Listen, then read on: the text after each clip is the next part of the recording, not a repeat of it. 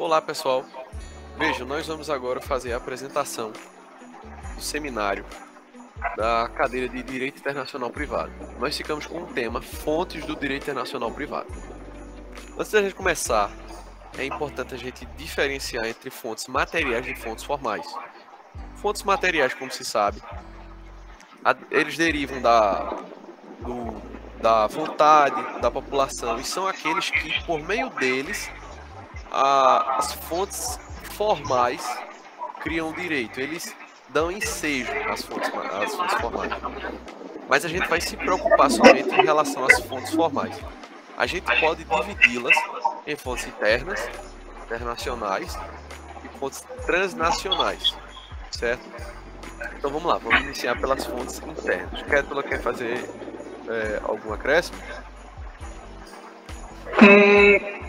No ordenamento jurídico interno, se dialoga pela Constituição Federal e pelas leis em que há incidência de dispositivo do direito internacional privado, como o Código de Defesa do Consumidor, Código de Processo Civil e a Lei de Arbitragem. No que se refere ao costume nacional, a gente pode apontar que dentro do ordenamento interno dos países no direito internacional privado, muitas vezes se busca efetivar aquilo que pragmaticamente já vem sendo experimentado. Como, por exemplo, no Brasil, a gente pode dizer que temos previsão na LINB, no artigo 4º, que é quando a lei for omissa, o juiz ele vai decidir com base na analogia dos costumes. A utilização do costume nacional, ele deve, em elementos concretos de conexão, respeitar a autonomia da vontade, impondo ao juiz, em vários casos, colher testemunhas, colher indícios que demonstram que o costume nacional daquele Estado age daquela maneira. E quer falar alguma coisa, Biel? Eu acho que é isso. Perfeito. Fontes, agora em relação às fontes internacionais, tem mais algum acréscimo? Eu ia falar um pouco sobre a doutrina e a jurisprudência. Ah, sim, boa. Certo. Que, embora se reconheça o nítido papel da doutrina e da jurisprudência no direito internacional privado, elas são consideradas propriamente pontos de decisão do direito. Mas elas têm a sua importância. Na jurisprudência de países como o LOL, como por exemplo, há uma importância maior no que se refere aos precedentes dos casos, pois eles se utilizam mais nos entendimentos das cortes, nas resoluções que diz respeito ao direito internacional privado.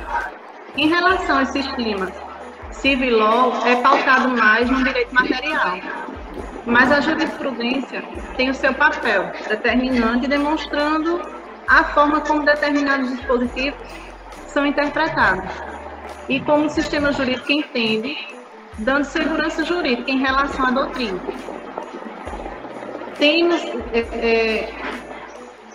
Temos que ela não cria obrigações, porém, ela influencia na interpretação e compreensão das normas, porque aqueles que consomem doutrina e que estudam por meio da doutrina, de maneira ou de outra, implementarão ela no direito. Perfeito. Agora vamos para fontes internacionais. Iago, quer falar alguma coisa? Sim. Já no que tange às fontes internacionais, é importante destacar que elas são oriundas da própria ordem internacional.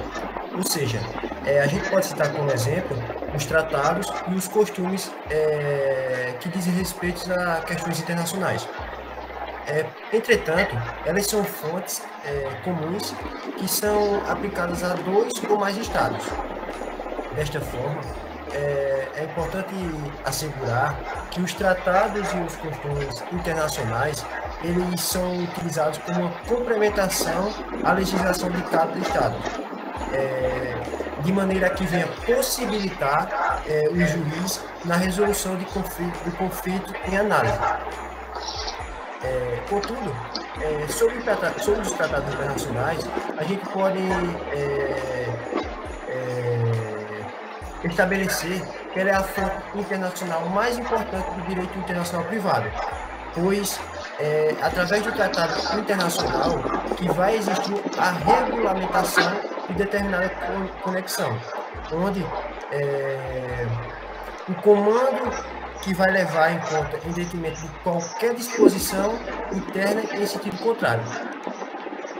Já no que pertence aos costumes internacionais, é importante a gente falar que se trata de uma prática geral que é aceita como sendo direito.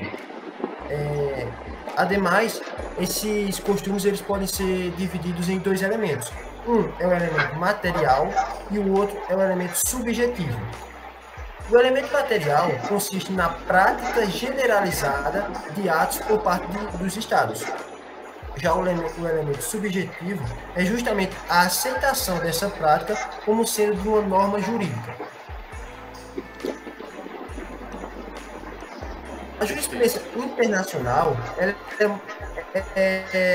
a gente pode considerar como sendo uma questão muito rara por parte dos tribunais internacionais, uma vez que não há que se destacar o papel da jurisprudência nacional no auxílio e na determinação do direito aplicável em casos de conflito de lei.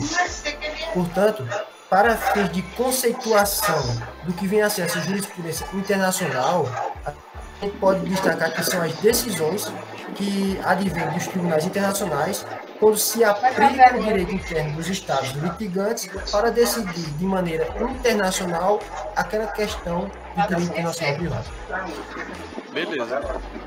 E aí quando a gente fala de fontes transnacionais, a gente meio que fica no meio termo entre as fontes internas e externas.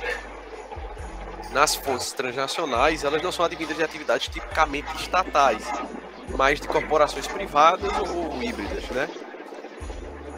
A grande finalidade delas é que elas pretendem uniformizar as regras internas dos estados sobre determinado assunto, com o fim, né, de uni-las em escala global, respeitando à luz da autonomia da vontade, questões internas, como a lei aplicável e a determinação do juízo. Quando a gente fala de conflito entre as fontes, a gente tem duas formas de conflito, em categorias distintas e categorias de mesma mesma categoria, né?